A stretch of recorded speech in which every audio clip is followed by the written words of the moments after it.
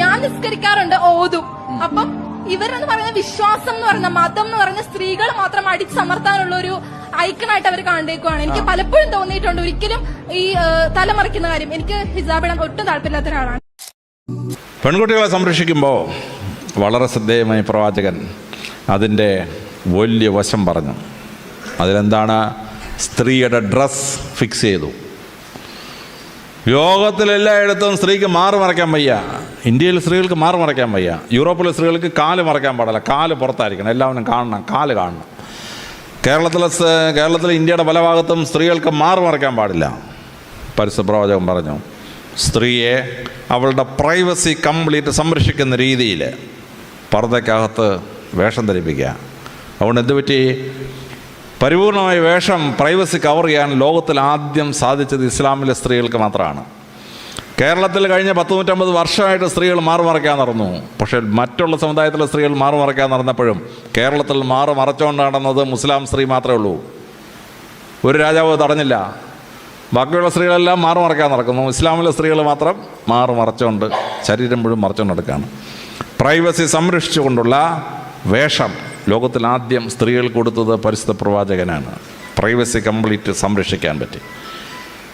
കേരളത്തിലെ സ്ത്രീകൾ മാറുമറയ്ക്കാൻ നടന്നു. അവസാനം ശ്രീനാരായണ ഗുരുവും അയ്യങ്കാളി എല്ലാം കൂടി വളരെ ബന്ധപ്പെട്ട് സ്ത്രീയുടെ മറച്ചു കൊടുത്തു. സ്ത്രീയുടെ മറച്ചു കൊടുത്തപ്പോൾ തന്നെ സ്ത്രീകൾ എന്ത് ചെയ്യുന്നത്? പുറകുവശം കീറി കീപ്പോട്ടാക്കി. ബ്ലൗസിൻ്റെ താഴെ ഒരു വള്ളി മാത്രമേ ഉള്ളൂ, പുറകുവശം മുഴുവൻ എക്സ്പോസ്ഡ്. ചേടാ, കഷ്ടപ്പെട്ട് 100 കൊല്ലം കൊണ്ട് മറച്ചു കൊടുത്തപ്പോൾ സ്ത്രീകൾ ബ്ലൗസ് എല്ലാം കൂടെ പുറകുവശത്ത് വലിച്ചു കീറിയും പുറകുവശം എല്ലാം പുറത്താക്കി. ഇസ്ലാമിലുണ്ടല്ലോ അന്തപ്പണി നടക്കുകയില്ല. പുറകുവശം കീറാനൊന്നും പറ്റിയില്ല, മുൻവശം കീറാനും പറ്റിയില്ല. ശരീരം മുഴുവൻ മറച്ചുകൊണ്ട് നടക്കാൻ പറ്റും. അങ്ങനെ ശരീരം മുഴുവൻ മറക്കാൻ ശ്രമിച്ച ബന്ധുണ്ടായി. സ്ത്രീകൾക്കെതിരെയുള്ള അക്രമങ്ങൾ നിന്നു. ലോകത്തിലെല്ലായിടത്തും മൊളസ്റ്റേഷനുണ്ട്. സ്ത്രീകളിങ്ങനെ പുറവശവും മുൻവശമൊക്കെ തുറന്നു നടക്കും. കാണുന്ന പുരുഷന്മാർ കയറിയൊന്നും അള്ളും. ഇസ്ലാം സ്ത്രീയുടെ ഏത് വശം കാണാൻ പറ്റുമോ? ഒന്നും കാണാൻ പറ്റില്ല. അപ്പോൾ അള്ളാൻ പറ്റുമോ? മാന്താൻ പറ്റുമോ? മാന്തിയാലും തുണിയുടെ പുറത്തല്ലേ മാന്താൻ പറ്റുമോ? ശരീരത്തിൽ തൊടാൻ പറ്റുമോ? ശരീരം തൊടാൻ പറ്റിയില്ല. ശരീരം കംപ്ലീറ്റ്ലി പ്രൊട്ടക്റ്റഡാണ്. അതുകൊണ്ട് മൊളസ്റ്റേഷൻ എന്നൊരു ക്രൈം ഇസ്ലാമിക രാജ്യങ്ങളൊന്നുമില്ല. മറ്റെല്ലാ രാജ്യങ്ങളിലും ബലാത്സംഗം നടക്കും, ഭയങ്കര ബലാത്സംഗം. ഇസ്ലാമിക രാജ്യത്ത് എന്താ ബലാത്സംഗം നടക്കാത്ത? ഉന്നാവോ ബലാത്സംഗം നടത്തി സ്ത്രീയെ കത്തിക്കുകയാണ്. ഹൈദരാബാദിൽ ബലാത്സംഗം നടത്തി സ്ത്രീയെ കൊന്നു, കത്തിച്ചു. അറബി ദേശത്ത് എവിടെയെങ്കിലും സ്ത്രീയെ ബലാത്സംഗം ചെയ്ത് കത്തിക്കുമോ? ഏതെങ്കിലും ഇസ്ലാമിക രാജ്യത്ത് പറ്റുമോ? പറ്റുകയില്ല. കാരണം സ്ത്രീയെ തൊട്ട് കളിച്ചാൽ അവനെ പരസ്യമായിട്ട് കൊണ്ടുവന്ന് മുണ്ടുരിഞ്ഞ് നിർത്തി 50 അടിയും കൊടുത്തിട്ട് അവൻ്റെ ലിംഗം ഛേദിച്ച ശേഷം അവനെ തൂക്കിലേറ്റും. അതറിയാവുന്നതുകൊണ്ട് സ്ത്രീയെ തൊടുകയില്ല. ഇസ്ലാമിക രാജ്യങ്ങളാണ് സ്ത്രീകൾ ഏറ്റവും പ്രൊട്ടക്റ്റഡായത്. വേറെ എല്ലാ രാജ്യങ്ങളിലും ബലാത്സംഗം നടക്കും, സ്ത്രീ കൊലപാതകം നടക്കും. ഇസ്ലാമിക രാജ്യം നടക്കുകയില്ല. ഏറ്റവും കുറച്ച് ബലാത്സംഗം നടക്കുന്ന രാജ്യം, ഏറ്റവും കുറച്ച് മൊളസ്റ്റേഷൻ നടക്കുന്ന രാജ്യം ഇസ്ലാമിക രാജ്യങ്ങളാണ്. കംപ്ലീറ്റ്ലി പ്രൊട്ടക്റ്റഡാണ്. സ്ത്രീകൾ ഏറ്റവും കൂടുതൽ പ്രൊട്ടക്റ്റഡാണ്. അത് പ്രവാചകൻ ഉണ്ടാക്കിയ അതിശക്തമായ വേഷവിധാനവും ജീവിതചര്യയിലുണ്ടാക്കിയ മാറ്റങ്ങളുമാണ് സ്ത്രീയെ സംരക്ഷിച്ചത്. ബലാത്സംഗത്തിൽ നിന്നും ഇതിൽ നിന്നും രക്ഷിച്ചു. ഇനി ഇസ്ലാമിക രാജ്യങ്ങളിൽ പ്രവാചകൻ വരുന്നതിന് മുമ്പ് പെൺകുട്ടി ഉണ്ടായാലേ മരുഭൂമി കൊണ്ട് കുഴിച്ചിടുമായിരുന്നു. ബദർ യുദ്ധവും ഉഹൂദ് യുദ്ധവും കൂടെ കഴിഞ്ഞപ്പോഴത്തോടു കൂടി പുരുഷന്മാരുടെ എണ്ണം കുറവും സ്ത്രീകളുടെ എണ്ണം വളരെ കൂടുതലുമായി. അപ്പോൾ പ്രവാചകന് മനസ്സിലായി പെൺകുട്ടികൾ വിവാഹം കഴിക്കാൻ നിൽക്കുന്ന അവസ്ഥ ഉണ്ടാവും. അങ്ങനെ അവസ്ഥ ഉണ്ടായിക്കഴിഞ്ഞാൽ രാജ്യത്ത് അരാജകത്വം ഉണ്ടാവും, ലൈംഗികമായ അരാജകത്വങ്ങളും വേശ്യാവൃത്തിയും ഉണ്ടാവും. അപ്പോൾ അത് തടയണ്ടേ? പ്രവാചകൻ പറഞ്ഞു, ഒരു പുരുഷന് ഒന്നിലേറെ സ്ത്രീകളെ കല്യാണം കഴിക്കാം. 5 വ്യവസ്ഥയുണ്ട്, തോന്നിയവസ്ഥ ചെയ്യാൻ പറ്റില്ല. അങ്ങനെ 5 വ്യവസ്ഥ വെച്ച ശേഷം ഒന്നിലേറെ സ്ത്രീകളെ വിവാഹം കഴിക്കാൻ സമ്മതിച്ചെങ്കിലും പ്രവാചകൻ, എൻ്റെ കയ്യിലിരിക്കുന്ന പരിശുദ്ധ ഖുർആൻ്റെ 4-ാമത്തെ ചാപ്റ്ററിൻ്റെ 4-ാമത്തെ ശ്ലോകം, ഒന്നിലേറെ ഭാര്യമാരുണ്ടെങ്കിൽ എല്ലാ സ്ത്രീകളോടും തുല്യ സ്നേഹം പ്രകടിപ്പിച്ചിരിക്കണം. അങ്ങനെ ഒന്നിലേറെ സ്ത്രീകളോട് തുല്യ സ്നേഹം പ്രകടിപ്പിക്കാൻ പുരുഷന് അസാധ്യമായതിനാൽ ഏക ഭാര്യയാണ് ഉത്തമം. ഏക ഭാര്യയാണ് ഉത്തമം. ഇതാണ് പരിശുദ്ധ ഖുർആൻ പറയുന്നത്. ഏക ഭാര്യയാണ് ഉത്തമം. ആ ഏക ഭാര്യയാണ് ഉത്തമം എന്ന് പറയുന്ന നീതിശാസ്ത്രം, ആ നീതിശാസ്ത്രമാണ് ഇസ്ലാമിലെ സ്ത്രീകളെ രക്ഷിച്ചത്. ഇപ്പോൾ കേരളത്തിൽ കണ്ടോളൂ, 1000 പുരുഷന്മാർക്ക് 1058 സ്ത്രീകളാണ് കേരളത്തിൽ. ഹിന്ദു മതത്തിലും ക്രിസ്തു മതത്തിലും 1000 പുരുഷന്മാർ 1000 സ്ത്രീകളെ കല്യാണം കഴിച്ചു, 58 സ്ത്രീകൾ എക്സസ് ആണ്. 52 സ്ത്രീകൾക്ക് ഭർത്താക്കന്മാരില്ല, ആരും പുരുഷന്മാരില്ല. ആ 52 സ്ത്രീകൾ എക്സസ് ആയത് കാരണം ഹിന്ദു മതത്തിലും ക്രിസ്തു മതത്തിലും സ്ത്രീകളുടെ വിവാഹപ്രായം പതുക്കെ 21, 22, 24, 26. ഇപ്പോൾ കേരളത്തിലെ ക്രിസ്ത്യാനികൾക്ക് മിക്കവാറും 26, 27 വയസ്സായിട്ടേ കല്യാണം നടക്കുള്ളൂ. കാരണം 1000 പുരുഷന്മാർക്ക് 1052 സ്ത്രീകളുള്ളതുകൊണ്ട് 1000 പുരുഷന്മാർ 1000 സ്ത്രീകളെ കെട്ടിക്കഴിഞ്ഞാൽ 58 എക്സസ് ആണ്. പക്ഷേ കേരളത്തിലെ ഇസ്ലാമിൽ സ്ത്രീകൾക്ക് ആ പ്രശ്നമില്ല. ഒന്നിലേറെ സ്ത്രീകളെ ഭർത്താക്കങ്ങൾ കല്യാണം കഴിക്കുന്ന പുരുഷന്മാരുണ്ട്, പണമുള്ള പുരുഷന്മാർ. അവരാ 58 എക്സസിനെ അബ്സോർവ് ചെയ്തു. അപ്പോൾ 1000 പുരുഷന്മാർ 1052 സ്ത്രീകളെ കെട്ടിക്കോളും. അപ്പോൾ കല്യാണം കഴിക്കാതെ പെണ്ണുങ്ങൾ വീട്ടിൽ നിൽക്കുന്ന പ്രശ്നമില്ല. ഇസ്ലാം ആ പ്രശ്നം പരിഹരിച്ച് കേരളത്തിലെ സിറ്റുവേഷൻ ഉണ്ടാകുന്ന 1400 കൊല്ലത്തിന് പ്രവാചകൻ നിയമം ഉണ്ടാക്കി. പക്ഷേ മറ്റു സമുദായങ്ങൾക്ക് രക്ഷയില്ല. കല്യാണം കഴിക്കാതെ സ്ത്രീകൾ നിൽക്കുന്ന അവസ്ഥയുണ്ടായി. അതുകൊണ്ട് എന്തുണ്ടായി? പ്രോസ്റ്റിറ്റ്യൂഷൻ കുറഞ്ഞു. ലോകത്തിലെ മറ്റ് സംഭവങ്ങളിലെല്ലാം പ്രോസ്റ്റിറ്റ്യൂഷനുണ്ട്. ഇസ്ലാമിൽ പ്രോസ്റ്റിറ്റ്യൂഷൻ ഇല്ല. കാര്യം അൺമാരീഡായിട്ട് ഫ്രീ സപ്ലൈ വിമനെ കിട്ടുന്നില്ല ഇസ്ലാമിൽ. ഒരു പുരുഷൻ ഒന്നിലേറെ സ്ത്രീകളെ കല്യാണം കഴിക്കുന്നുണ്ട്. അൺമാരീഡ് വിമൻ ജീവിക്കാൻ വേണ്ടി പ്രോസ്റ്റിറ്റ്യൂഷൻ പോകുന്നൊരവസ്ഥ ഇസ്ലാമിലില്ല. അതുകൊണ്ട് ഇസ്ലാമിക രാജ്യങ്ങളിലാണ് ഏറ്റവും കുറച്ച് prostitution. Very very few. No prostitution. Prostitution ചെയ്താൽ സ്വർഗം കിട്ടത്തില്ല. വളരെ ഭംഗിയായിട്ട് അവസ്ഥയുണ്ടാക്കി. പെൺമക്കൾ ശല്യമാണെന്ന് കണ്ടതുകൊണ്ട് ഗർഭത്തിലുള്ള കുട്ടി ആണോ പെണ്ണോ എന്ന് കണ്ടെത്തിയിട്ട് കുഞ്ഞുങ്ങളെ ചിത്രം ചെയ്യാൻ തുടങ്ങി. ഇപ്പം 3 കൊല്ലം ശിക്ഷയുണ്ട്. പണ്ട് ചിത്രം ചെയ്യാൻ ഖുറാൻ പറഞ്ഞു, പരിശുദ്ധ ഖുറാൻ പറഞ്ഞു, സൂറത്തുൽ ഇസ്രത്ത് 134, 134 സൂറത്തുൽ ഇസ്രത്തിൻ്റെ 134, 130, 136 3 ആയാത്തുകൾ. പരിശുദ്ധ ഖുറാൻ പറഞ്ഞു, ഗർഭത്തിലുള്ള കുഞ്ഞിന് ചെലവിനൊടുക്കാൻ പറ്റുകയില്ല എന്ന് വിചാരിച്ച കുഞ്ഞിനെ ചിത്രം ചെയ്താൽ അവളെ വാളിനിരയാക്കണം. അവൾ അള്ളാഹുവിനെതിരെ പാപം ചെയ്യുന്ന ശക്തമായ സംഭവമാണ്. ലോകത്തിലെല്ലായിടത്തും ഗർഭത്തിൽ ലിംഗനിർണ്ണയം നടത്തി കുഞ്ഞുങ്ങളെ കൊല്ലും. ഇസ്ലാമിക രാജ്യങ്ങളിൽ നടക്കത്തില്ല. കാരണം ലിംഗനിർണ്ണയം നടത്താൻ പറ്റിയല്ല. നടത്തിയാലും പെൺകുഞ്ഞാണെന്ന് വിചാരിച്ച് കൊല്ലാൻ പറ്റിയല്ല. അവിടെയാണ് ഇസ്ലാമിൻ്റെ നേട്ടം. സ്ത്രീകളെ പ്രൊട്ടക്റ്റ് ചെയ്യും. തലാഖെല്ലാം അനുവാദം കൊടുത്തു. പക്ഷെ തലാഖിലെ അനുവാദം കൊടുത്തതിന് 2 വശമുണ്ട്. ട്രിപ്പിൾ തലാഖ് എന്നൊരു സാധനം പ്രവാചകൻ പറഞ്ഞിട്ടില്ല, പരിശുദ്ധ ഖുർആനിലും ഇല്ല. It is un Islamic. അല്ലാതെ തലാഖ് ചൊല്ലുമ്പോൾ ആ തലാഖിനകത്ത് ഒരു സേവിങ് ഗ്രേസ് ഉണ്ട്. തികച്ചും യോജിക്കാൻ പറ്റാത്തൊരു വിവാഹം അത് ബലമായി കൂട്ടിക്കെട്ടിക്കൊണ്ട് നടന്ന് അതിനകത്ത് 498 306 ഉണ്ടായി കൊലപാതക പരമ്പരകൾ ഉണ്ടാകുന്നൊരവസ്ഥ അത് ഇസ്ലാമിൽ ഉണ്ടാവുന്നില്ല. കാരണം if they are not compatible they can say a divorce and separate and marry again, no problem. അപ്പോൾ സ്ത്രീകളെ സംരക്ഷിക്കുന്ന നിയമങ്ങൾ, പരിശുദ്ധ പ്രവാചകൻ ഉണ്ടാക്കിയ നിയമങ്ങൾ സ്ത്രീകളെ രക്ഷിച്ച അതിഗംഭീരമായ നിയമങ്ങളാണ്. സ്ത്രീകളെ ഭരണാധിപത്യത്തിലേക്ക് കൊണ്ടുവന്നു. പ്രവാചകൻ്റെ കാലത്ത് തന്നെ സ്ത്രീകൾക്ക് അഡ്മിനിസ്ട്രേഷനിൽ പങ്കുണ്ടായിരുന്നു. സംസാരിച്ച് അഭിപ്രായം പറയാൻ അവകാശം ഉണ്ടായിരുന്നു. അതുകൊണ്ട് എന്തുണ്ടായി? ഏറ്റവും വലിയ ഇസ്ലാമിക രാജ്യമായ ഇന്തോനേഷ്യയിലെ വനിതാ ഭരണാധികാരി 2 ഉണ്ടായി. മലേഷ്യയിൽ വനിതാ ഭരണാധികാരി ഉണ്ടായി. പാകിസ്ഥാനിൽ വനിതാ പ്രസിഡന്റ് ഉണ്ടായി. ബംഗ്ലാദേശിൽ വനിതാ പ്രസിഡന്റ് ഉണ്ടായി. ഇസ്ലാമിക രാജ്യങ്ങളിൽ എത്രയോ ഇടത്ത് വനിതാ ഭരണാധികാരികളുണ്ടായി. കാരണം വനിതകൾക്ക് മാന്യതയും സ്ഥാനവും കൊടുത്തു ഇസ്ലാമിൽ. അങ്ങനെ സ്ത്രീ വിമോചനം അത്ഭുതകരമായി പ്രവാചകൻ സാധിച്ചെടുത്തു എന്നുള്ളതാണ്. എല്ലാ മതക്കാർക്കും തുല്യ പ്രാധാന്യം, മനുഷ്യനായി ജീവിക്കാനുള്ള അവസരം, ഇത് ഇസ്ലാമിൻ്റെ അത്ഭുതകരമായ ഫിലോസഫിയാണ്. ഇസ്ലാമിൽ എന്നെ അടുത്ത് അമ്പരപ്പിക്കുന്നത് സ്ത്രീ സംരക്ഷണമാണ്. ലോകത്തിൽ സ്ത്രീകൾക്ക് ഏറ്റവും കൂടുതൽ സ്വാതന്ത്ര്യം, സ്ത്രീകൾക്ക് ഏറ്റവും കൂടുതൽ സംരക്ഷണം കിട്ടിയത് ഇസ്ലാമിക സമൂഹങ്ങളിലാണ്. പരിശുദ്ധ പ്രവാചകൻ നിയമം ഉണ്ടാക്കി എന്താണ്? സ്വത്ത് വീതിക്കുമ്പം ആൺകുട്ടിയുടെ പകുതി സ്വത്ത് പെൺകുട്ടി കൊടുത്തിരിക്കണം. അപ്പോൾ ചില ആളുകൾ വിചാരിക്കും ഇതെന്ത് പരിപാടിയുടെ ആണുങ്ങളുടെ പകുതിയല്ലേ പെണ്ണുങ്ങൾ കൊടുത്തു തന്നു. പക്ഷേ ലോകത്തിൽ സ്ത്രീകൾക്ക് സ്വത്തവകാശം പരിശുദ്ധ പ്രവാചകന് മുമ്പ് ആരും കൊടുത്തിട്ടില്ല എന്നുള്ള മനസ്സിലാക്കണം. ഒറ്റ സമൂഹത്തിൽ പോലും സ്ത്രീക്ക് സ്വത്തവകാശമില്ല. പ്രവാചകനാണ് ആദ്യമായി സ്വത്തവകാശം കൊടുത്തത്. സ്വത്തവകാശം കൊടുക്കുമ്പോൾ ലോകത്തിൽ ഒരു രാജ്യത്തിനും ഇല്ലാത്തവരുടെ സ്വത്തവകാശം ഇസ്ലാമിക സ്ത്രീക്ക് കിട്ടി. യൂറോപ്പിലൊക്കെ സ്വത്ത് അവകാശം മാത്രമേ കിട്ടൂ. അപ്പൻ്റെ സ്വത്തിൽ മാത്രമേ അവകാശം കിട്ടൂ, വേറെ സ്വത്തിന് അവകാശം കിട്ടുകയില്ല. ഇന്ത്യയിലെ അപ്പൻ്റെ സ്വത്തിന് അമ്മയുടെ സ്വത്തിന് അവകാശം കിട്ടും. പക്ഷെ പരിശുദ്ധ പ്രവാചകൻ എന്ത് ചെയ്തു? പിതൃസ്വത്തവകാശം, മാതൃസ്വത്തവകാശം, ഭ്രാതൃസ്വത്തവകാശം, പുത്രസ്വത്തവകാശം. അമ്മ ജീവിച്ചിരിക്കുമ്പോൾ ഒരു ആൺകുട്ടി മരിച്ചാൽ അവൻ്റെ സ്വത്തിൻ്റെ 1/6 അമ്മയ്ക്ക് കിട്ടും. ആ അമ്മ മരുമോട് മുമ്പിൽ തെണ്ടിക്കൊണ്ട് നടക്കണ്ട, മോൻ്റെ സ്വത്തിൻ്റെ 1/6 അപ്പം തന്നെ അമ്മയ്ക്ക് കിട്ടും. പുത്രസ്വത്തവകാശം ഇസ്ലാമിൽ മാത്രമേ ഉള്ളൂ, ലോകത്ത് ഒരിടത്തും വേറെ ഇല്ല. അപ്പോൾ അങ്ങനെ 4 സ്വത്തവകാശം സ്ത്രീക്ക് കിട്ടി. പിന്നെ വളരെ ശ്രദ്ധേയമായിട്ട് പ്രവാചകൻ സ്ത്രീകൾക്ക് ചെയ്ത വലിയ അനുഗ്രഹമാണ്. ലോകത്തിലെ എല്ലാ സമൂഹത്തിലും കല്യാണം കഴിക്കുമ്പം സ്ത്രീയുടെ വീട്ടിൽ നിന്ന് പുരുഷൻ്റെ വീട്ടിലേക്ക് സ്ത്രീധനം പോയിക്കൊണ്ടിരുന്നു. പ്രവാചകൻ പറഞ്ഞു പറ്റില്ല, ആ പെൺകുട്ടിയെ നല്ല പെൺകുട്ടിയായി വളർത്തിക്കൊണ്ടുവന്നതിന് അങ്ങോട്ട് മൊഹർ കൊടുത്തിട്ട് വേണം കല്യാണം കഴിക്കാൻ. അപ്പോൾ ഇസ്ലാമിക രാജ്യങ്ങളിൽ ഒരു 6 പെൺമക്കളുള്ള ഒരു അമ്മയുണ്ടെങ്കിൽ അവൾ ഇസ്ലാമിലെ ആ ദേശത്തെ ഏറ്റവും പണക്കാരിയാണ്. കേരളത്തിലെങ്ങാണ് ഒരു സ്ത്രീക്ക് 6 പെൺമക്കളുണ്ടെങ്കിൽ തൂങ്ങിച്ചാവല്ലാതല്ല മാർഗ്ഗം ഉണ്ടോയെന്ന് സംശയമാണ്. അപ്പോൾ പെൺകുട്ടികൾക്ക് കല്യാണം കഴിക്കുമ്പോൾ ഒരു മൊഹറും കിട്ടും, വിവാഹം സ്വത്ത് വീതം വെക്കുമ്പോൾ പകുതി സ്വത്തും കിട്ടും. അപ്പോൾ മൊഹറും ഈ പകുതി സ്വത്തോടെ കൂട്ടുമ്പോൾ ഇസ്ലാമിക സമൂഹത്തിൽ ആൺകുട്ടി കിട്ടിയതിനേക്കാൾ സ്വത്ത് കൂടുതലാണ് പെൺകുട്ടിക്ക്. മൊഹറും പ്ലസ് പകുതി സ്വത്തും കൂടി. കേരളത്തിൽ മാത്രം പ്രവാചകനേക്കാൾ ബുദ്ധിയുള്ള ചില ആശാന്മാരുണ്ട്. ഒരു ചെറിയ മൊഹർ അങ്ങോട്ട് കൊടുത്തിട്ട് 10 ഇരട്ടി സ്ത്രീധനം ഇങ്ങോട്ട് വാങ്ങിക്കും.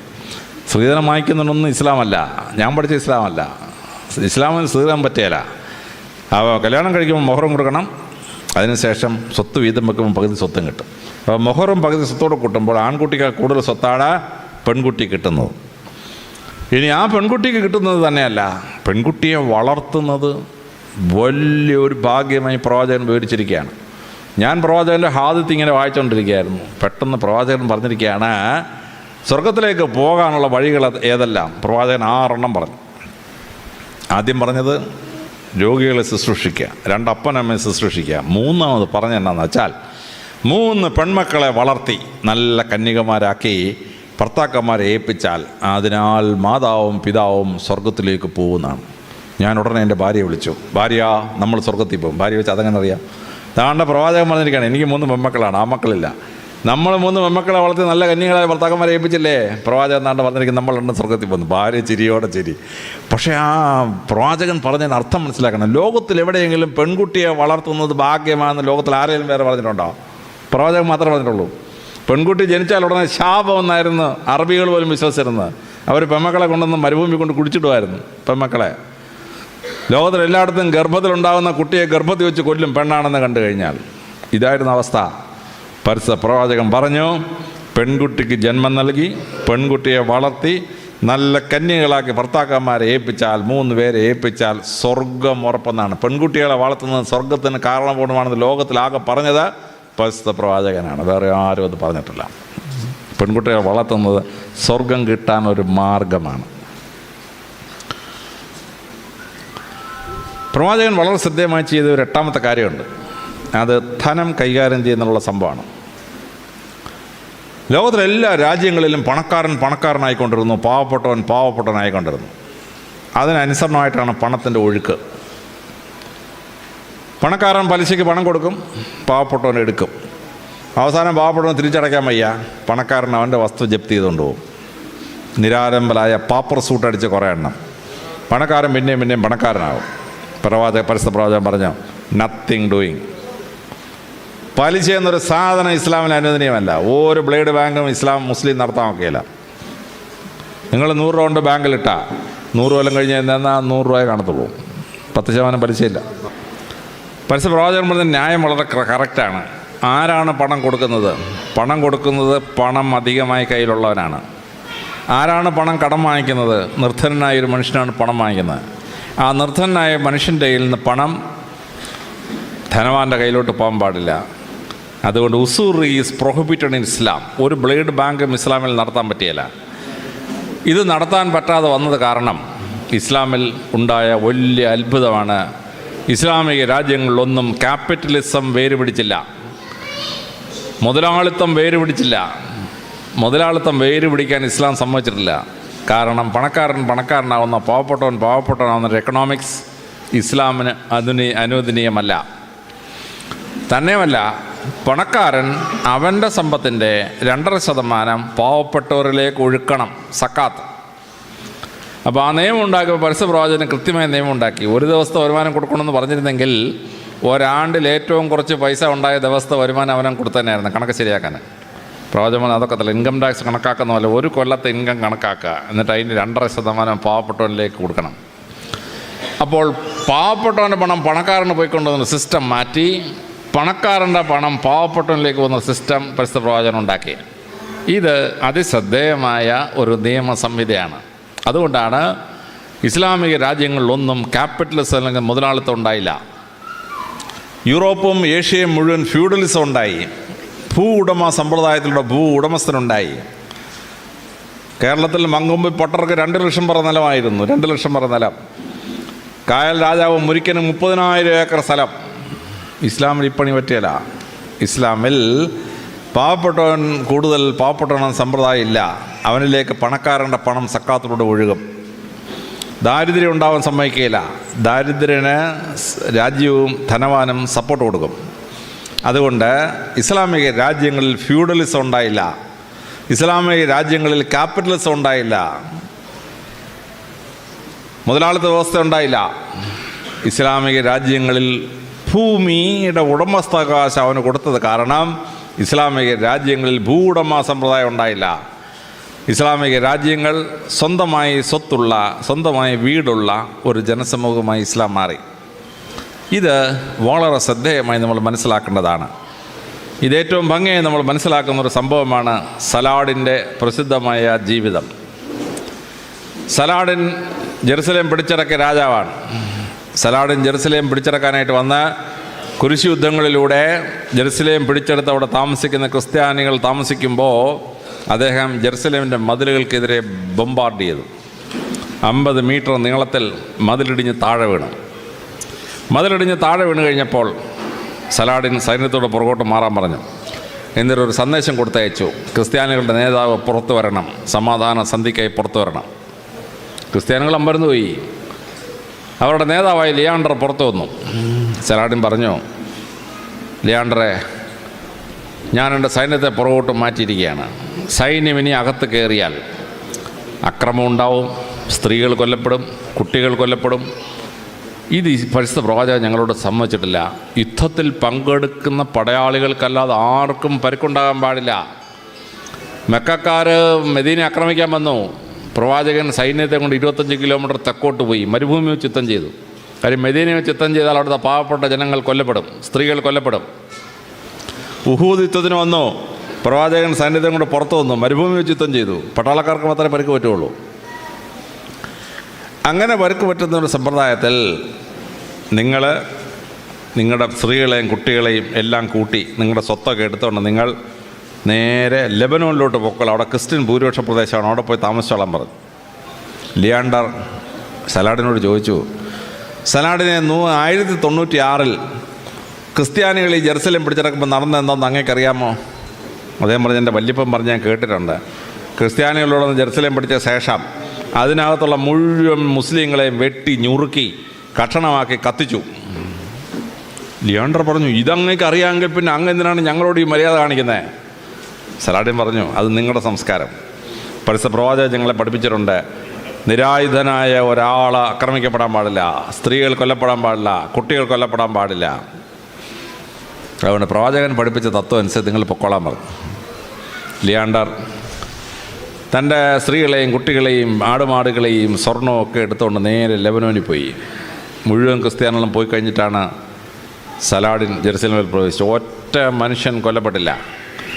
ആ വലിയ സംഭവം ഹോളിവുഡ് ഒരു സിനിമയാക്കി, സിറ്റി ഓഫ് ഹെവൻ. നിങ്ങളറിയുള്ള സിറ്റി ഓഫ് ഹെവൻ സിനിമ കണ്ടാൽ അറിയാം സലാഡിൻ ചെയ്ത അത്ഭുതം.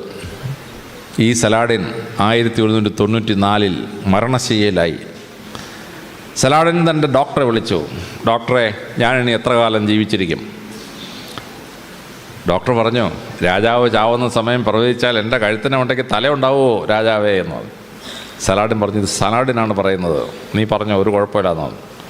ഡോക്ടർ സലാഡിനോട് പറഞ്ഞു, സലാഡിൻ അങ്ങ് 1 ആഴ്ചയിൽ കൂടുതൽ ജീവിച്ചിരിക്കുമെന്ന് എനിക്ക് സംശയമാണ്. സലാഡിനോട് തന്നെ ധനകാര്യമന്ത്രി വിളിച്ചു വരുത്തി. ധനകാര്യമന്ത്രി വിളിച്ചു വരുത്തി, എൻ്റെ പേരിൽ എത്ര സ്വർണ്ണ നാണയം, എത്ര വെള്ളി നാണയം, എത്ര സ്വത്തുക്കൾ, എത്ര പൈസ എൻ്റെ ഉണ്ടെന്ന് പറയാൻ പറഞ്ഞു. ധനകാര്യമന്ത്രി അതിൻ്റെ എല്ലാം കണക്കെടുത്തുകൊണ്ട് കൊടുത്തു. സലാഡിൻ ഒരു വിളംബരം നടത്തി, അടുത്ത വെള്ളിയാഴ്ച നിസ്കാരം കഴിഞ്ഞ് ഞാൻ പുറത്തു വരുമ്പോൾ എന്നിൽ നിന്ന് സഹായം കിട്ടാൻ ആഗ്രഹിക്കുന്ന ആരെങ്കിലും ഉണ്ടെങ്കിൽ മുസ്ലിം പള്ളിയുടെ മുമ്പിൽ വരണം, ഞാൻ നിങ്ങൾക്ക് സഹായിക്കാൻ ആഗ്രഹിക്കുന്നു. വെള്ളിയാഴ്ച നിസ്കാരം കഴിഞ്ഞ് സലാഡിന് ഇറങ്ങി വന്നപ്പം 8500 പേർ അവിടെ തടിച്ചു കൂടിയിരുന്നു. കേരളം എങ്ങാനും ആയിരിക്കണമായിരുന്നു. 8.5 ലക്ഷം മിനിമം എത്തിയനായിരുന്നു സലാഡിൻ്റെ ഇന്ന് സഹായം വാങ്ങിക്കാം. അറബികൾ മര്യാദക്കാരാണ്. അവർ 8500 പേരെ വന്നുള്ളൂ. വന്നവർക്കെല്ലാം സലാഡിൻ ഒരു സ്വർണ്ണ നാണയം വെച്ച് കൊടുത്തു.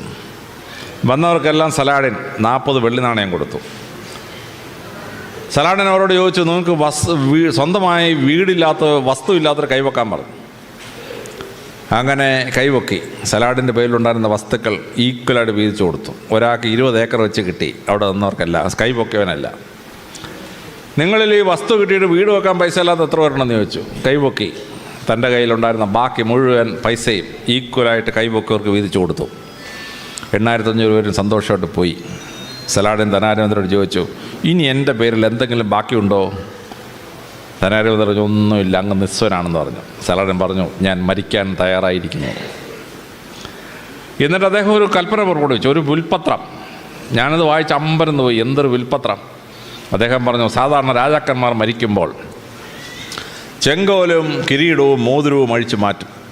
പക്ഷെ ഞാൻ മരിക്കുമ്പോൾ ഇത് 3 മാത്രമല്ല, എൻ്റെ ശരീരത്തിലെ മുഴുവൻ വസ്ത്രവും അഴിച്ച് മാറ്റണം, ചെങ്കോലും കിരീടവും മോതിരവും കൂടാതെ. ഞാൻ കിടന്ന എൻ്റെ കൊട്ടാരത്തിലെ മുഴുവൻ ഫർണിച്ചറും മേശയും കസേരയും എല്ലാം എടുത്ത് പാവപ്പെട്ടവർക്ക് ഫർണിച്ചർ ഇല്ലാത്തവർക്ക് കൊടുത്തേക്കണം. എൻ്റേതായ കുറേ വസ്ത്രമുണ്ട് എൻ്റെ കൊട്ടാരത്തിനകത്ത് അലമാരയിൽ. ആ അലമാരയിലുള്ള മുഴുവൻ വസ്ത്രവും പുറത്തെടുത്ത് വസ്ത്രമില്ലാത്ത പാവങ്ങൾക്ക് വീതിച്ച് കൊടുത്തേക്കണം. എന്നിട്ട് ഞാൻ ജനിച്ചു വീണപ്പോൾ എങ്ങനെ നഗ്നനായിരുന്നുവോ അതുപോലെ നഗ്നനാക്കി എന്നെ ആ മരുഭൂമി കൊണ്ട് ഇന്ന് മണൽ മാറ്റി അങ്ങ് കുഴിച്ചിട്ടേക്കണം. എൻ്റെ ശവകുടീരത്തിൻ്റെ എൻ്റെ കല്ലറയുടെ മുമ്പിൽ ഒരു ശവകുടീരം പണിയരുത്. എൻ്റെ ഒരു താജ്മഹലും പണിഞ്ഞേക്കരുത്, ഒരു മൗസോളിയും പണിഞ്ഞേക്കരുത്. ഞാൻ അവിടെ അടക്കപ്പെട്ടെന്ന് മാത്രം അവിടെ എഴുതി വെച്ചേക്കുക. ഈജിപ്തും സിറിയയും പാലസ്തീനും ഇസ്രായേലും സൗദി അറേബ്യയും കുവൈറ്റും ഇറാഖും 16 ഇപ്പോഴത്തെ 16 രാജ്യം ഒരുമിച്ച് ഭരിക്കുന്ന രാജാവാണെന്ന് ആലോചിച്ചാണ്. അദ്ദേഹം മരിച്ചപ്പോൾ സർവ്വ ചെങ്കോലും എല്ലാം അഴിച്ചെടുത്ത് എല്ലാ സ്വർണവും മാറ്റി ഫർണിച്ചറെല്ലാം ദാനം ചെയ്ത് അദ്ദേഹത്തിൻ്റെ 1000ഓളം വസ്ത്രങ്ങളെല്ലാം ദാനം ചെയ്ത് പൂർണ്ണ നഗ്നനാക്കിക്കൊണ്ട് എന്ന് സംസ്കരിച്ചു. ആ വിൽപ്പത്രം അവസാനിക്കുമ്പോൾ സലാഡിൻ പറഞ്ഞിരിക്കുന്നു, നിസ്വനായി ജനിച്ചാൽ നിസ്വനായി പോകണമെന്ന് പ്രവാചകനായ മുഹമ്മദ് നബി പഠിപ്പിച്ചത് ഞാനിതാ നടപ്പാക്കുന്നു. ഇപ്പോഴും സലാഡിൻ്റെ ശവകുടീരത്തിൽ ചെന്നാൽ 4-5 കല്ലിങ്ങനെ വെച്ചിട്ടുണ്ടെങ്കിൽ അവിടെ ഒരു ചെറിയ കുറിപ്പുണ്ട്, ഹിയർ സലാഡിൻ ഈസ് ബറീഡ്. ഒരു കല്ലറയില്ല, ഒരു മൗസോളിയും ഇല്ല. 16 രാജ്യം ഭരിച്ചിരുന്ന രാജാവാണ്. ഇതാണ് ഇസ്ലാമിൻ്റെ കാഴ്ചപ്പാട്. സമ്പത്ത് കൊണ്ട് ആരും മഹാനാവുന്നില്ല, സമ്പത്ത് കൂട്ടി വെച്ചിട്ട് ആരും സ്വർഗവും കിട്ടാൻ പോകുന്നില്ല. പാവപ്പെട്ടവനെ സഹായിക്കുന്ന വലിയ ഫിലോസഫിയായി പരിസരപ്രവാചകൻ ഇസ്ലാമിനെ വാർത്തെടുത്തു. ഇതാണ് ഇസ്ലാമിൻ്റെ നീതിശാസ്ത്രം, ഇസ്ലാമിൻ്റെ എക്കണോമിക്സ് എന്ന് പറയപ്പെടുന്നത്. ഒരു സാമ്രാജ്യത്വവും വളരാത്ത, ഒരു ക്യാപിറ്റലിസവും വളരാത്ത, ഒരു ഫ്യൂഡലിസവും വളരാത്ത, ഒരു മുതലാളിത്വവും വാഴാത്ത ഭൂപരിഷ്കരണം നടപ്പാക്കിയ, നിസ്വനെ ഭൂവുടമയാക്കി മാറ്റിയ തത്വശാസ്ത്രമാണ് ഇസ്ലാം. ഈ ഇസ്ലാം സർവരോടും സ്നേഹം പ്രകടിപ്പിക്കുന്ന ഇസ്ലാമാണ്. ഞാൻ പഠിച്ച ഇസ്ലാമിലെ ഒരു മുസ്ലിം ടെററിസ്റ്റ് ആവാൻ പറ്റില്ല. ഒരു ടെററിസ്റ്റിനും മുസ്ലിം ആവാനും പറ്റിയില്ല. ഒരു മുസ്ലിമിനും ടെററിസ്റ്റ് ആവാൻ പറ്റിയില്ല. പ്രവാചകൻ പഠിപ്പിച്ച് ഇസ്ലാമിൽ വിശ്വസിക്കുന്ന ആർക്കും ടെററിസ്റ്റ് ആവാൻ പറ്റിയില്ല. ഒരു ടെററിസ്റ്റിനും മുസ്ലിം ആവാൻ പറ്റിയില്ല. ഒരു ഒസാമ ബിൻ ലാദനും മുസ്ലിമല്ല. ഒരു അബൂബക്കർ അൽ ബാഗ്ദാദി മുസ്ലിമല്ല. പ്രവാചകൻ പഠിപ്പിച്ചതാണ്. നിരപരാധികളെ കൊല്ലുന്നത് ഇസ്ലാമിൻ്റെ പ്രാക്ടീസ് അല്ല. ബോംബ് വെക്കുന്ന ഇസ്ലാമിൻ്റെ പ്രാക്ടീസ് അല്ല. അതാണ് മഹത്തായ ഇസ്ലാം, പ്രവാചകൻ പഠിപ്പിച്ച ഇസ്ലാം. പ്രവാചകൻ 9 ചെയ്തത് ഒരു ഭരണക്രമം ഉണ്ടാക്കി. ആ ഭരണക്രമം ലോകത്തിന് മുഴുവൻ അത്ഭുതമായൊരു ഭരണക്രമമാണ്. തിരുവിതാംകൂറും കൊച്ചിയും ഒന്നും ഒരിക്കലും മുസ്ലിങ്ങൾ ഭരിച്ചില്ല. കേരളത്തിലാകെ കണ്ണൂർ പട്ടണത്തിൽ മാത്രം ഒരു അറക്കൽ ബീവി ഉണ്ടായിരുന്നു. പക്ഷേ കേരളത്തിലെ ഭരണക്രമം എടുത്തു നോക്കൂ, അതിൽ ഭൂരിപക്ഷവും ഇസ്ലാമികമാണ്. പണ്ട് ഭരണത്തിന് നേതൃത്വം വഹിച്ച ആളിനെ വിളിച്ചിരുന്ന പേരാണ് ദിവാൻ. ദിവാൻ എന്ന് പറഞ്ഞാൽ അറബി വാക്കാണ്, രണ്ടാമൻ എന്നർത്ഥമാണ്. ദിവാൻ സരസ് പി രാമസ്വാമി അയ്യാർ എന്ന് പറഞ്ഞാൽ ആ ദിവാൻ സ്ഥാനം പ്രവാചകൻ ഉണ്ടാക്കിയ സ്ഥാനമാണ്. റവന്യൂവിൻ്റെ ചീഫിനെ വിളിച്ചിരുന്ന പേര് പേഷ്കാർ. പേഷ്കാർ പ്രവാചകൻ ഉണ്ടാക്കിയതാണ്. പേഷ്കുഷ് എന്ന് പറഞ്ഞാൽ അറബി ഭാഷയിൽ കരം. പേഷ്കുഷ് പിരിക്കുന്നവൻ പേഷ്കാർ. അതിനെ ബ്രിട്ടീഷുകാർ എന്നപ്പോൾ ഇംഗ്ലീഷിൽ ട്രാൻസ്ലേറ്റ് ചെയ്തു, കളക്ടർ ഓഫ് ടാക്സസ്. പിന്നെ ഈ ഓഫ് ടാക്സസ് നാണക്കേടാന്ന് ICSകാർക്ക് തോന്നിയോ അതങ്ങ് വെട്ടിമാറ്റി. അങ്ങനെയാണ് കളക്ടറായത്. കളക്ടറുടെ ഒറിജിനൽ വാക്ക് പേഷ്കാർ, പേഷ്കുഷ് പിരിക്കുന്നവൻ, അറബിയാണ് സംഭവം. രാജ്യത്തെ ഭരിക്കണമെങ്കിൽ അതിനെ പ്രോവിൻസുകളായി തിരിക്കണം. അങ്ങനെ അറബികൾ പ്രോവിൻസായി തിരിച്ചു. അതാണ് സില്ല എന്ന വാക്ക്. അതാണ് മലയാളത്തിൽ നമ്മൾ ജില്ല എന്നാക്കിയത്. നമ്മുടെ ജില്ല പ്രവാചകൻ ഉണ്ടാക്കിയതാണ്. അറബി ദേശത്ത് നിന്ന് ഒന്നാണ് ജില്ല. ആ ജില്ലയെ ഭരിക്കുന്ന കളക്ടർ അറബി ദേശത്ത് നിന്ന് ഒന്നാണ്. ആ ജില്ലകളെ സബ് ഡിവൈഡ് ചെയ്തു. അങ്ങനെ ഉണ്ടാക്കിയതാണ് താലൂക്ക. താലൂക്ക അറബി വാക്കാണ്, താലൂക്ക. ആ താലൂക്ക ഭരിക്കാൻ നമ്മളൊരു ഭരണാധികാരിയെ ഉണ്ടാക്കി, തഹസീൽദാർ. തഹസീൽദാർ അറബിയാണ്. തെഹസാലദാർ. ഹസാല എന്ന് പറഞ്ഞാൽ collect. Tehsildar, one who collect taxes. അതാണ് നമ്മുടെ തഹസീൽദാറായത്. പണ്ടത്തെ പോലീസ് ചീഫിനെ വിളിച്ചിരുന്ന പേര് അമിനാദാർ, അറബിയാണ്. ആമീൻ എന്ന് പറഞ്ഞാൽ പ്രൊട്ടക്ഷൻ. അമിനാദാർ എന്ന് പറഞ്ഞാൽ പ്രൊട്ടക്ഷൻ കൊടുക്കുന്നവൻ, സംരക്ഷണം കൊടുക്കുന്നവൻ. പോലീസിലെ ഹവിൽദാർ അറബിയാണ്. ഡഫേദാർ അറബിയാണ്. ജമേദാർ അറബിയാണ്. താലൂക്ക്ദാർ അറബിയാണ്. ഇതെല്ലാം അറബിയാണ്. പ്രവാചകൻ ഉണ്ടാക്കിയ അഡ്മിനിസ്ട്രേറ്റീവ് സിസ്റ്റമാണ് നമ്മുടെ ഈ കേരളം മുഴുവൻ നടക്കുന്നത്. ഗ്രാമപ്രദേശങ്ങളിൽ വില്ലേജ് ഓഫീസിൽ ജമാബന്ദി മാർച്ച് 31. എന്താണ് ഈ ജമാബന്ദി? അറബിയാണ്. ക്ലോഷർ ഓഫ് അക്കൗണ്ട്സ് എന്നുള്ള അറബിയാണ് ജമാബന്ദി. ഇപ്പോഴും നമ്മുടെ വില്ലേജ് ഓഫീസിൽ മാർച്ച് 30 നടക്കുന്ന ജമാബന്ദി. നിയമസംഹിത അറബികളുണ്ടാക്കി വളരെ ഭദ്രമായി. കരാറിലേർപ്പെട്ടു. കരാർ അറബിയാണ്. കരാർ റദ്ദ് ചെയ്തു. റദ്ദ് അറബിയാണ്. ക്യാൻസൽ ചെയ്യുക എന്നുള്ളത് റദ്ദ് അറബിയാണ്. നമ്മൾ പ്രമാണം ഉണ്ടാക്കിയിട്ട് അസൽ കോപ്പി എടുത്തു. അസൽ അറബിയാണ്. ഒറിജിനൽ കോപ്പിയുടെ അസൽ എന്ന് പറഞ്ഞ വാക്ക് അറബിയാണ്. അസൽ. നമ്മൾ 100 രൂപയും കൊണ്ട് കടയിൽ പോയി 70 രൂപയുടെ സാധനം വാങ്ങിച്ചിട്ട് 30 രൂപ ബാക്കി വാങ്ങിച്ച്, ബാക്കി അറബിയാണ്. ഫിനാൻഷ്യൽ ട്രാൻസാക്ഷൻ്റെ ബാക്കി അറബിയാണ്. നമ്മൾ കോടതി ചെല്ലുമ്പോൾ മുൻസിഫ് അവിടെ ഇരുന്ന് വിളിച്ചു. മുൻസിഫ് എന്താണ്? മുൻസിഫ് അറബി വാക്കാണ്.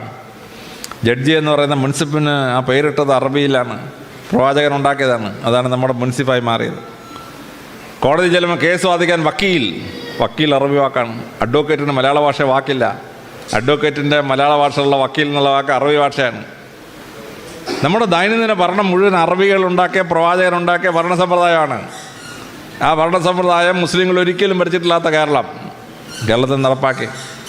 ഉത്തരേന്ത്യയിലും ഇന്ത്യ മുഴുവൻ നടപ്പാക്കി. ലോകത്തിൻ്റെ മെജോറിറ്റിയായ പടങ്ങളിൽ മുഴുവൻ ഈ സമ്പ്രദായം നടപ്പാക്കി. Legal system. ആ ലീഗൽ സിസ്റ്റം വളരെ ശക്തമായി മാറി. ലോകത്തിലെല്ലായിടത്തും ബലാത്സംഗം ഉണ്ടാവുന്നു. അറബി ദേശത്ത് ബലാത്സംഗം തുലവും തുച്ഛമാണ്. നിയമസമിതി ഇച്ചിരി കട്ടിയാണ്. ബലാത്സംഗം ചെയ്താൽ അവനെ കൊണ്ടുവന്ന് പൂർണ്ണ നഗ്നനാക്കി 50 ചാട്ടവാറടി അടിക്കും ആദ്യം. പിന്നെ അവനെ ലിംഗം ഛേദിക്കും. അതിനുശേഷം അവനെ തൂക്കിക്കൊല്ലും. കട്ടിയായ നിയമമാണ്. സ്ത്രീകൾ സംരക്ഷിക്കപ്പെടുന്നു അറബി ദേശത്ത്. അവിടെ മൊളസ്റ്റേഷൻ റേപ്പൊന്നും നമ്മൾ കാണുന്ന പോലെ നമ്മുടെ രാജ്യത്ത് നടക്കുന്ന നടക്കുകയില്ല. അതിശക്തമായ നിയമങ്ങളുണ്ടാക്കി. ആ നിയമസമിതികളുടെ ജനങ്ങൾക്ക് ലോ ആൻഡ് ഓർഡർ വിശ്വസിക്കാൻ പറ്റുന്ന കോടതി, സിവിൽ അഡ്മിനിസ്ട്രേഷൻ, റവന്യൂ അഡ്മിനിസ്ട്രേഷൻ വളരെ ഭംഗിയായി പാലിച്ചു. പ്രവാചകൻ ചെയ്ത 10ാമത്തെ അത്ഭുതം എന്ന് പറയുന്നത് വിദ്യാഭ്യാസ ഉയർച്ചയാണ്. പ്രവാചകൻ അറബി ദേശത്ത് ജനിക്കുമ്പോൾ അറബികളുടെ സാക്ഷരത 1%, 1%. ആർക്കും എഴുതാൻ വായിക്കാൻ അറിഞ്ഞൂടാ. പരസ്യപ്രവാചകനും എഴുതാൻ വായിക്കാൻ അറിഞ്ഞൂടാ. ഇസ്ലാമിൻ്റെ പുണ്യഗ്രന്ഥം തന്നെ വായിക്കടാ എന്നാണ് തുടങ്ങുന്നത്. പരിശുദ്ധ ഖുർആൻ എന്ന് പറഞ്ഞാൽ അർത്ഥം തന്നെ വായിക്കാനാണ്. വായനയിലേക്ക് ജനങ്ങളെ ഉയർത്തിയ വലിയ സംസ്കാരമാണ്.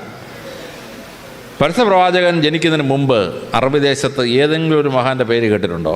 ഒരു വലിയ സാഹിത്യകാരനോ, ഒരു വലിയ പൊളിറ്റീഷ്യനോ, ഒരു വലിയ ശാസ്ത്രജ്ഞനോ, ഒരു വലിയ മഹാനായ ഒരാളിൻ്റെ പേരുണ്ടോ അറബി ദേശത്ത്? ഒറ്റയാളില്ല. അന്ധകാരത്തിൽ കിടന്നൊരു ഭൂമി വെളിച്ചം കാണുകയാണ് പ്രവാചകൻ വന്നപ്പം. പ്രവാചകൻ എന്ത് ചെയ്തു?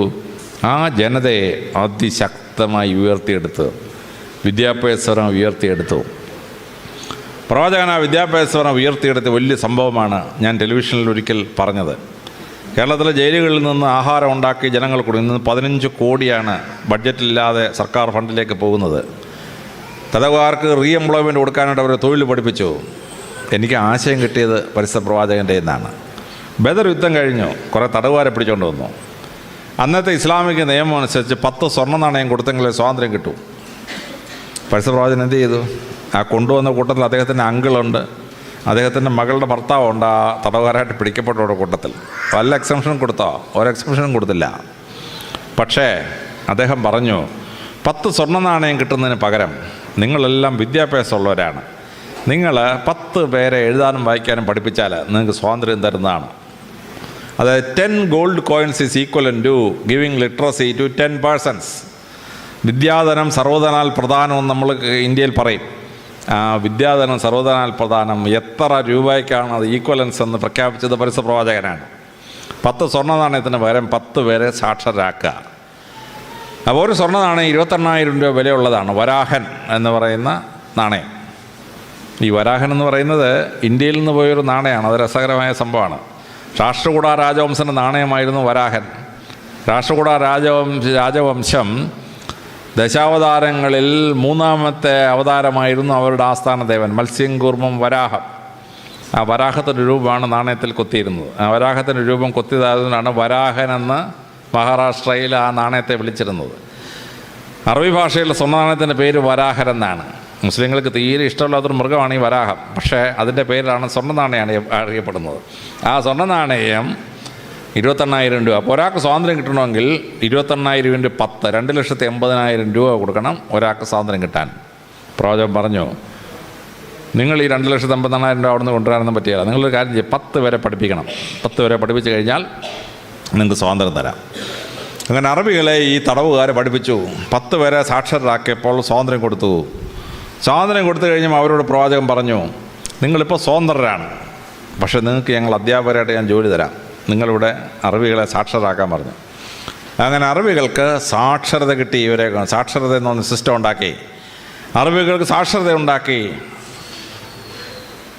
ഏറ്റവും സാക്ഷരരായ ഒരു ജനസമൂഹമായിട്ട് വാർത്തു. ഇസ്ലാം പോയ സ്ഥലത്തൊക്കെ സർവകലാശാലകൾ സ്ഥാപിച്ചു. ഇന്ത്യയിലെ ബുദ്ധമതം സ്ഥാപിച്ചതാണ് സർവകലാശാലകൾ. നളന്ദയും തക്ഷശിലയും വിക്രമശിലയും ഉദന്തപുരിയൊക്കെ. ആ സർവകലാശാലകൾ മുസ്ലിങ്ങൾ കോപ്പി ചെയ്തു. മുസ്ലിങ്ങൾ കോപ്പി ചെയ്ത് അവർ ബാഗ്ദാദ് സർവകലാശാല ഉണ്ടാക്കി, ഈജിപ്തിൽ കെയ്റോ സർവകലാശാല ഉണ്ടാക്കി, സ്പെയിനിൽ കൊർഡോബ സർവകലാശാല ഉണ്ടാക്കി. അതിഗംഭീരമായ ലൈബ്രറികൾ അതിൻ്റെ ഭാഗമായി. 100 കൊല്ലം കൊണ്ട് പൊളിറ്റിക്കൽ ക്യാപിറ്റൽ വിദ്യാഭ്യാസ തലസ്ഥാനത്തേക്ക് മാറി. ഇറാഖിൻ്റെ തലസ്ഥാനം ബാബിലോണായിരുന്നു. പക്ഷെ 100 കൊല്ലം കഴിഞ്ഞപ്പോൾ തലസ്ഥാനം ബാഗ്ദാദിലേക്ക് മാറി. ഈജിപ്തിൻ്റെ തലസ്ഥാനം മെംഫിസ് ആയിരുന്നു. 100 കൊല്ലം കെയ്റോ യൂണിവേഴ്സിറ്റി ഫംഗ്ഷൻ ചെയ്ത് കഴിഞ്ഞപ്പോൾ ഈജിപ്തിൻ്റെ തലസ്ഥാനം കെയ്റോയിൽ വന്നു. സ്പെയിനിൻ്റെ തലസ്ഥാനം മാഡ്രിഡ് ആയിരുന്നു. പക്ഷേ 100 കൊല്ലം കഴിഞ്ഞപ്പോൾ കൊർഡോബായിലോട്ട് വന്നു തലസ്ഥാനം. ഈ യൂണിവേഴ്സിറ്റികൾ ലോകത്തിന് അറിവ് മുഴുവൻ സമാഹരിച്ച് വെച്ചു. യൂറോപ്പ് മുഴുവൻ അന്ധകാര യുഗത്തിൽ പോയി. ആ അറിവ് മുഴുവൻ ശേഖരിച്ച് വെച്ചത് മുസ്ലിങ്ങളാണ് അവരുടെ യൂണിവേഴ്സിറ്റികളിൽ. ഓവിഡിൻ്റെ മുഴുവൻ പുസ്തകവും നഷ്ടപ്പെട്ടിരുന്നു. അത് മുഴുവൻ അറബിയിൽ നിന്ന് റീട്രാൻസ്ലേറ്റ് ചെയ്തിട്ടാണ് നമ്മൾ കാണുന്ന ഓവിഡുള്ളത്. അരിസ്റ്റോട്ടലിൻ്റെ പകുതി ബുക്ക് നഷ്ടപ്പെട്ടു പോയിരുന്നു, കത്തിപ്പോയിരുന്നു. അരിസ്റ്റോട്ടലിൻ്റെ ബുക്കുകൾ അറബികൾ ട്രാൻസ്ലേറ്റ് ചെയ്ത് വെച്ചിരുന്നു. അത് റീട്രാൻസ്ലേറ്റ് ചെയ്തിട്ടാണ് നാം കാണുന്ന അരിസ്റ്റോട്ടലിൻ്റെ പല ബുക്കും നമ്മൾ കാണുന്നത്. അങ്ങനെ വിശ്വസാഹിത്യവും വിശ്വത്തിലുള്ള നോളജും അവർ ട്രാൻസ്ലേറ്റ് ചെയ്ത് വെച്ചു. പക്ഷേ അവരതിൻ്റെ ഒറിജിനൽ കോപ്പി എടുത്തില്ല. ഉദാഹരണത്തിന് കണക്ക്, നമ്മളിന്ന് ലോകത്തിലെ ന്യൂമറൽസിൽ വിളിക്കുന്ന അറബിക് ന്യൂമറൽസ് എന്നാണ്. ആക്ച്വലി അതെല്ലാം ഇന്ത്യൻ ന്യൂമറൽസാണ്. 0 to 1 2 3 9 9 വരെയുള്ള ഭാഗം. പക്ഷേ അറബികളിൽ നിന്ന് കിട്ടിയതായതുകൊണ്ട് അവർ അറബിക് ന്യൂമറൽസ് എന്ന് വിളിച്ചു. പക്ഷേ മുസ്ലിങ്ങൾ എന്ത് ചെയ്തു? അതിൻ്റെ ഒറിജിനലിൻ്റെ ക്രെഡിറ്റ് എടുത്തില്ല. സായിപ്പന്മാരെന്ത് ചെയ്യുന്നറിയാമോ? ചീന ഭരണി എടുത്തിട്ട് മെയ്ഡ് ഇൻ ഇംഗ്ലണ്ട് എന്ന് അടിക്കും. ചീന ഭരണിക്ക് മെയ്ഡ് ഇൻ ഇംഗ്ലണ്ട്. കണക്കിനെ അറബികൾ വിളിച്ച പേര് ഹിന്ദി സത്ത്, ഇന്ത്യയിൽ നിന്ന് വരുന്ന അറിവെന്നാണ്. ഹിന്ദി സത്ത്. ആ മഹത്തായ വിദ്യാഭ്യാസ പ്രക്രിയ ആൽബറൂണി ഉണ്ടാക്കി, അൽ ഖ്വാറിസിമി ഉണ്ടാക്കി, മഹാന്മാരുടെ ഒരു പണ്ഡിത നിരയുണ്ടാക്കി. ഇസ്ലാം വലിയ വലിയ ലൈബ്രറികൾ സ്ഥാപിച്ചു. കെയ്റോ യൂണിവേഴ്സിറ്റിയുടെ ലൈബ്രറി 1000 ഒട്ടകങ്ങൾ വിചാരിച്ചാൽ ട്രാൻസ്ഫർ ചെയ്യാൻ പറ്റാത്തത്ര വലുതായിരുന്നു എന്നാണ് ചരിത്രത്തിൽ രേഖപ്പെടുത്തിയിരിക്കുന്നത്. മംഗോൾസ് ഒന്ന് ഒരുപാട് കത്തിച്ചു, പക്ഷേ ബാക്കിയുള്ളത് രക്ഷപ്പെട്ടു. അങ്ങനെ അന്ധകാര യുഗം കഴിഞ്ഞ് ലോകം തിരിച്ചു വന്നപ്പം ഈ നോളജ് മുഴുവൻ തിരിച്ച് അറബിയിൽ നിന്ന് അതാത് ഭാഷകളോട് ട്രാൻസ്ലേറ്റ് ചെയ്തു. അങ്ങനെ ലോകത്തെ അന്ധകാര യുഗത്തിൽ നിന്ന് പുറത്തുകൊണ്ടുവരാനുള്ള വലിയ വിദ്യാഭ്യാസ പ്രക്രിയയാണ് ഇസ്ലാം ഉണ്ടാക്കിയ വലിയ വിദ്യാഭ്യാസ പ്രക്രിയ. അവരുടെ നിയമസംഹിത ലോകത്തിന് അത്ഭുതകരമായ ഒരു നിയമസംഹിതയായിരുന്നു. കേരളവും ഇന്ത്യയുമൊക്കെ മോഡലാക്കിയ നിയമസംഹിതകളിൽ പലതും ഇസ്ലാമിൻ്റെ വലിയ സംഭാവനയാണ്. കുറ്റകൃത്യങ്ങൾ കൺട്രോൾ ചെയ്ത്, നിയമം ഉപയോഗിച്ച് അഴിമതി കൺട്രോൾ ചെയ്ത് വളരെ നല്ല ഭരണ സമ്പ്രദായം ഇസ്ലാമിന് സൃഷ്ടിക്കാൻ പറ്റി. പരിശുദ്ധ പ്രവാചകൻ ഉണ്ടാക്കിയ വലിയ നിയമസംഹിത. അതിലേറ്റവും എന്നെ അത്ഭുതപ്പെടുത്തുന്നതാണ് എക്സിക്യൂഷൻ ലെവലിൽ നിൽക്കുന്ന എന്നെപ്പോലുള്ള പോലീസ് ഉദ്യോഗസ്ഥന്മാർക്ക് മാർഗനിർദ്ദേശം കൊടുത്തുകൊണ്ട് പരിശുദ്ധ പ്രവാചകൻ ഇറക്കിയ പ്രസിദ്ധമായ ഹാദിത്ത്. ഒരു സ്ത്രീയുടെ സ്വത്ത് മറ്റൊരാൾ തട്ടിയെടുത്തു. ആ തട്ടിയതെടുത്ത് തിരിച്ചു കൊടുക്കാനായി സ്ത്രീ കംപ്ലൈൻറ്റ് ചെയ്തു. പക്ഷെ റവന്യൂവും പോലീസും നീതി കൊടുത്തില്ല. ആ സ്ത്രീ പരിശുദ്ധ പ്രവാചകൻ്റെ അടുത്തെത്തി. പ്രവാചകനോട് കംപ്ലൈൻറ്റ് ചെയ്തു. പ്രവാചകൻ ആ നിയമം മനസ്സിലാക്കിയിട്ട് ആ സ്ത്രീക്ക് സ്വത്ത് തിരിച്ചു കൊടുക്കാൻ പറഞ്ഞു. എന്നിട്ട് പോലീസ് ഉദ്യോഗസ്ഥനോടും റവന്യൂ ഉദ്യോഗസ്ഥനോടും പരിശുദ്ധ പ്രവാചകൻ പറഞ്ഞ പ്രസിദ്ധമായ ഹാദിത്താണ്, ടീയേഴ്സ് വുമൺ ഈ sparks of fire, it burns where it falls. സ്ത്രീയുടെ കണ്ണുനീർ തീപ്പൊരിയാണ്, അത് വീഴുന്ന സ്ഥലം ദഹിച്ചു പോകുന്നതാണ്. ഇത് ശരിയായിരുന്നെങ്കിൽ കേരളത്തിലെ പോലീസ് സ്റ്റേഷനൊക്കെ എപ്പോഴേ കത്തിപ്പോയാണെന്നറിയാം, അത് വേറെ കാര്യം. എങ്കിലും സ്ത്രീക്ക് കണ്ണീരുണ്ടാവാത്ത രീതിയിൽ രാജാവ് രാജ്യം ഭരിക്കണം. ഇത് വലിയൊരു തത്വം പ്രവാചകൻ ലോകത്തെ പഠിപ്പിച്ചതാണ്. ഒരു സ്ത്രീ വന്ന് പ്രവാചകനോട് പറഞ്ഞു, പ്രവാചക, എൻ്റെ ഭർത്താവ് മരിച്ചുപോയി. എന്നെ ഭർത്താവിനെ ട്രീറ്റ് ചെയ്ത ഡോക്ടർക്ക് ശരിയായ ക്വാളിഫിക്കേഷൻ ഉണ്ടോ എന്ന് എനിക്കൊരു സംശയം. പ്രവാചകൻ ഉത്തരവിട്ടു, മെക്കയിലെ മുഴുവൻ മെഡിക്കൽ പ്രാക്ടീഷേഴ്സിനെ ചെക്ക് ചെയ്യാൻ പറഞ്ഞു. അവൻ്റെ പഠിത്തം വാലിഡാണെന്ന് അറിയാൻ വേണ്ടി. 19 പിടിച്ച് ഈ വ്യാജ ഡോക്ടർമാരൊന്നും ഉണ്ടായിരുന്നപ്പോഴാണ് ഇത് വായിച്ചപ്പോഴാണ് മനസ്സിലായത്. എല്ലാ വ്യാജനെയും അദ്ദേഹം പിടികൂടി. ഒരാൾക്ക് പ്രാക്ടീസ് ചെയ്യണമെങ്കിൽ അവൻ ക്വാളിഫൈഡ് ആയിരിക്കണം. പ്രവാചകൻ്റെ അടുത്തൊരു സ്ത്രീ വന്ന് പറയുന്നു, ഞങ്ങളുടെ മരിപ്പച്ചയിൽ എൻ്റെ ഭർത്താവ് മരിച്ചുപോയി, ചികിത്സിക്കാൻ ഡോക്ടറില്ലായിരുന്നു പ്രവാചക, അതുകൊണ്ടാണ് സംഭവിച്ചത്. പ്രവാചകൻ്റെ ഒറ്റ കൽപ്പന ഇറക്കി, 5 ഒട്ടകങ്ങളെ കൊണ്ടുവരാൻ പറഞ്ഞു. ഒട്ടകത്തിൻ്റെ പുറത്ത് 5 ഡോക്ടർമാരെ കയറ്റി എല്ലാ മരിപ്പച്ചകളും പോയി രോഗികളെ ചികിത്സിക്കാൻ പറഞ്ഞു. സഞ്ചരിക്കുന്ന മെഡിക്കൽ കോളേജ് പരിശുദ്ധ പ്രവാചകൻ ഉണ്ടാക്കിയതാണ്. ഡോക്ടർ 9 മണ്ടയ്ക്ക് പേരും വെച്ചിട്ട് വാടായോടെ പേഷ്യൻസ് എല്ലാം എന്ന് പറഞ്ഞ പരിപാടിയാക്കത്തില്ല. പ്രവാചകൻ പറഞ്ഞു, ഡോക്ടർ രോഗി എവിടെയാണെന്ന് വെച്ചാൽ അവിടെ പോയി ചികിത്സിക്കണം. അതാണ് പ്രവാചകൻ്റെ അത്ഭുതകരമായ സിസ്റ്റം എന്ന് പറയുന്നത്. ആത്മഹത്യ ഇസ്ലാമിൽ വളരെ കുറവാണ്. എന്താ കാര്യം? അതാണ് ഇസ്ലാമിൻ്റെ മഹത്വം എന്ന് പറയുന്നത്. ഇന്ത്യയിൽ ലോകത്തിൽ 1 ലക്ഷം പേർ ഒരു കൊല്ലം ജീവിച്ചിരിക്കുമ്പോൾ 8 പേർ ആത്മഹത്യ ചെയ്യും. ഇന്ത്യയിലത് 9ആണ്. പക്ഷേ കേരളത്തിൽ 35 പേർ ആത്മഹത്യ ചെയ്യും. 1 ലക്ഷം പേർ ഒരു കൊല്ലം ജീവിച്ചിരിക്കുമ്പോൾ 35 ആത്മഹത്യയാണ്. അതിലേറ്റവും വലിയ ആത്മഹത്യ നടക്കുന്നത് സൂയിസൈഡ് വില്ലേജ് ഓഫ് ഇന്ത്യ എന്ന് വിളിക്കുന്ന സ്ഥലമാണ്. നൂറനാട് കുഷ്ഠരോഗാശുപത്രിയിരിക്കുന്ന സ്ഥലം. ആ ഗ്രാമത്തിലാണ് ഏറ്റവും കൂടുതൽ സൂയിസൈഡ്. 1 ലക്ഷം പേർ ഒരു കൊല്ലം ജീവിച്ചിരിക്കുമ്പോൾ 62 പേർ ആത്മഹത്യ ചെയ്യും. പക്ഷേ ഇതേ കേരളത്തിൽ തന്നെയാണ് മലപ്പുറം ജില്ല. മലപ്പുറം ജില്ലയിൽ 1 ലക്ഷം പേർ ഒരു കൊല്ലം ജീവിച്ചിരിക്കുമ്പോൾ 4 പേരെ ആത്മഹത്യ ചെയ്യത്തുള്ളൂ. സൗദി അറേബ്യയാണ് ലോകത്തിലെ ഏറ്റവും ആത്മഹത്യ കുറവുള്ളത്. 0.4% സൗദി അറേബ്യയിലെ ആത്മഹത്യാ നിരക്ക്. കാര്യം എന്താണ്? ഇസ്ലാം ലോകത്തെ പഠിപ്പിച്ചു, ആത്മഹത്യ ചെയ്യുന്നതിന് ലോകവും പോകുന്നു, പരലോകവും പോകുന്നു. മദ്രസയിൽ കുട്ടി 4 വയസ്സ് കഴിയുമ്പോൾ തന്നെ കുട്ടിയെ പറഞ്ഞ് മനസ്സിലാക്കുകയാണ്, ആത്മഹത്യ ദൈവത്തിന് മുമ്പാകെ നിരപ്പാകാത്ത സാധനമാണ്. കുട്ടിയുടെ മനസ്സിനകത്ത് ആത്മഹത്യക്കെതിരെ തത്വം ഉണ്ടാകുകയാണ്. മനുഷ്യൻ എക്കണോമിക് ഡിസാസ്റ്റർ നേരിട്ട് കഴിഞ്ഞ് പാപ്പരാകുമ്പോഴാണ് ആത്മഹത്യ ചെയ്യുന്നത്. ഇസ്ലാമിൽ മനുഷ്യർ പാപ്പരാവാതെ സംരക്ഷിക്കുന്ന സക്കാത്ത് ഉൾപ്പെടെയുള്ള നിയമസംഹിതകളുണ്ടായി. അപ്പോൾ പണം ഒട്ടുമില്ലാതെ വസ്തുവില്ലാതെ ഒരാൾ ചാവേണ്ട, ആത്മഹത്യ ചെയ്യേണ്ട അവസ്ഥയില്ല. അവന് സംരക്ഷണം കിട്ടുന്നുണ്ട്, ആഹാരം എവിടുന്നേലും കിട്ടും, അവൻ പാപ്പരാവില്ല. അവന് ഹോപ്പ്ലെസ് എന്നൊരു സിറ്റുവേഷൻ വരുമ്പോൾ അവൻ ആത്മഹത്യ ചെയ്യാതിരിക്കാൻ വേണ്ടി അവനെ തിയോളജിയിലും ഫിലോസഫിയിലും പരിശുദ്ധ ഖുർആനിലെ ശക്തമായ നിയമത്തിലൂടെ പ്രൊട്ടക്റ്റ് ചെയ്തിരിക്കുകയാണ്. അതുകൊണ്ട് ലോകം മുഴുവൻ ആത്മഹത്യ ചെയ്യുമ്പോൾ ഇസ്ലാമിൽ ആത്മഹത്യ സൗദി അറേബ്യയിൽ 0.5, കേരളത്തിൽ ആവറേജ് 35, മലപ്പുറത്ത് 4%. അപ്പോൾ ഇസ്ലാമിക സമൂഹത്തിൽ ആത്മഹത്യ നടക്കാത്തത് ഈ വലിയ സംരക്ഷണത്തിൻ്റെ ഒരു ഭാഗമാണ്. അപ്പോൾ ലോകമെങ്ങും മനുഷ്യന് നല്ല ജീവിതചര്യയും മനുഷ്യനായി ജീവിക്കാനുള്ള പ്രാക്ടീസും കിട്ടിയത് ഇസ്ലാമിൻ്റെ വലിയ സംഭാവനയാണ്, പരിശുദ്ധ പ്രവാചകൻ്റെ വലിയ സംഭാവനയാണ്.